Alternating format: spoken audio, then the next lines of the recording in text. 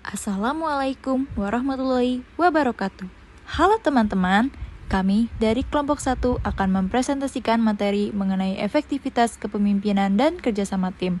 Materi ini membahas bagaimana peran seorang pemimpin dan pentingnya kerjasama tim dalam mencapai tujuan organisasi secara efektif. Sebelum masuk ke dalam materi, izinkan kami memperkenalkan anggota kelompok kami. Kelompok 1 terdiri dari Ade Purnama, Anissa Aulia Aryani, Dea Aulia Trifadila, Haryanti Nur, Marsha Mena Kirana, dan Rafli Al-Khairi. Pada presentasi ini terdapat beberapa materi yang akan dibahas. Yang pertama, efektivitas kepemimpinan. Yang kedua, teori kepemimpinan dalam organisasi. Ketiga, faktor yang mempengaruhi efektivitas kepemimpinan. Keempat, kerjasama tim. Kelima, unsur-unsur kerjasama tim yang efektif. Yang keenam, hubungan kepemimpinan dengan kerjasama tim. Ketujuh, hambatan dalam kepemimpinan dan kerjasama tim. Dan yang terakhir adalah studi kasus dan kesimpulan. Efektivitas kepemimpinan adalah kemampuan pemimpin dalam mempengaruhi, mengarahkan, memotivasi, dan mengorganisasikan anggota organisasi untuk mencapai tujuan secara optimal. Adapun beberapa indikator yang menunjukkan kepemimpinan yang efektif. Yang pertama, komunikasi efektif. Membangun komunikasi yang jelas dan terbuka dengan anggota. Yang kedua, pengambilan keputusan. Mampu membuat keputusan dengan tepat, cepat, dan berdasarkan data. Yang ketiga, memotivasi anggota. Menginspirasi dan mendorong semangat anggota untuk memberikan yang terbaik. Yang keempat, kolaborasi tinggi. Membangun kerjasama tim yang solid dan saling mendukung. Yang kelima, produktivitas berkelanjutan, menjaga kinerja organisasi secara optimal dan siap menghadapi perubahan. Kepemimpinan yang efektif. Adapun karakteristiknya yaitu yang pertama adalah visioner. Seorang pemimpin harus memiliki tujuan dan arah yang jelas sehingga anggota tim mengetahui target yang dicapai. Yang kedua adalah komunikatif. Pemimpin harus mampu menyampaikan informasi dengan baik dan juga mendengarkan pendapat dari anggota tim. Yang ketiga adalah motivator. Pemimpin perlu memberikan dorongan dan semangat kepada anggota tim agar tetap produktif dalam bekerja. Dan yang terakhir adalah adaptif. Pemimpin harus mampu menyesuaikan diri dengan perubahan dan tantangan yang terjadi di lingkungan organisasi. Teori kepemimpinan dalam organisasi. Yang pertama yaitu teori sifat, menjelaskan bahwa kepemimpinan yang efektif memiliki karakteristik tertentu seperti percaya diri, integritas, kecerdasan, dan kemampuan komunikasi yang baik. Yang kedua adalah teori perilaku, menekankan bahwa kepemimpinan dilihat dari tindakan dan perilaku pemimpin dalam mengarahkan serta membangun hubungan dengan anggota. Yang ketiga, teori situasional, menyatakan bahwa tidak ada satu gaya kepemimpinan yang cocok untuk semua kondisi. Pemimpin harus menyesuaikan gaya kepemimpinannya sesuai situasi yang dihadapi. Yang keempat, teori transformasional, menjelaskan bahwa pemimpin mampu menginspirasi dan memotivasi anggota untuk mencapai hasil yang lebih baik.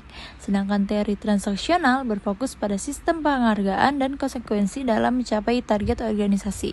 Adapun faktor yang mempengaruhi efektivitas kepemimpinan. Faktor tersebut dibagi menjadi dua, yaitu faktor internal dan faktor eksternal.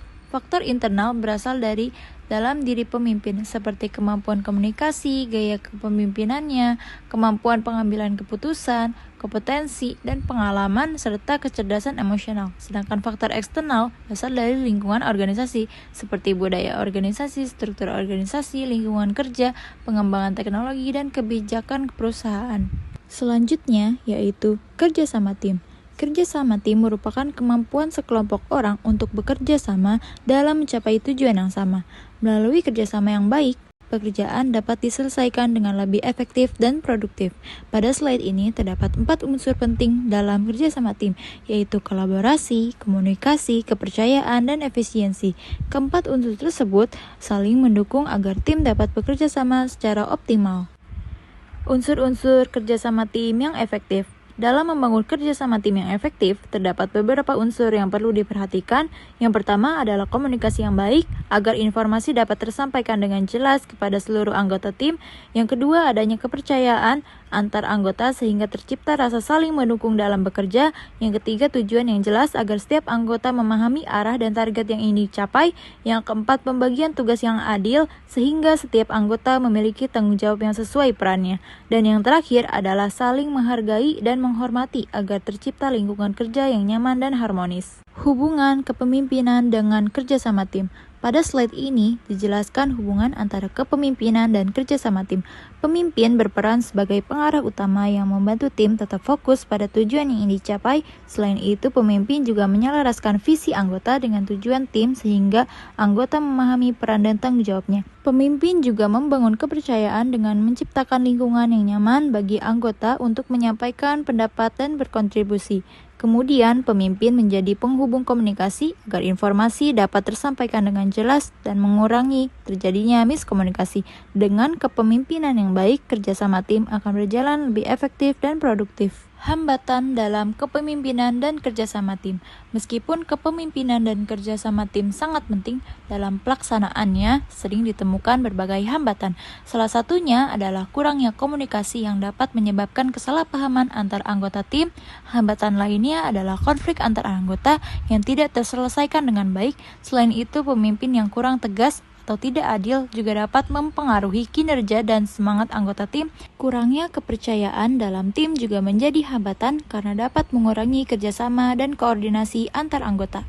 Selanjutnya yaitu studi kasus Tokopedia dan GoTo Group. Sebagai contoh penerapan kepemimpinan dan kerjasama tim, kita dapat melihat pada Tokopedia yang tergabung dalam GoTo Group. Pada bagian input terdapat penjual atau UMKM, platform digital, modal, dan investor, serta data transaksi dan perilaku pengguna. Kemudian, pada tahap proses, dilakukan pengembangan berbagai fitur marketplace, integrasi pembayaran digital seperti GoPay dan e-wallet, serta kolaborasi dengan Gojek dalam layanan logistik dan pengiriman. Dari proses tersebut dihasilkan output berupa layanan e-commerce yang mudah digunakan, peningkatan transaksi digital, dan terciptanya ekosistem belanja online yang terintegrasi. Selanjutnya, perusahaan memperoleh feedback berupa rating dan ulasan pembeli, komplain layanan, serta tren kebutuhan pasar yang digunakan sebagai bahan evaluasi dan pengembangan layanan. Dari pembahasan yang telah dijelaskan, dapat disimpulkan bahwa efektivitas kepemimpinan dan kerjasama tim merupakan dua hal yang saling berkaitan dalam mencapai tujuan organisasi.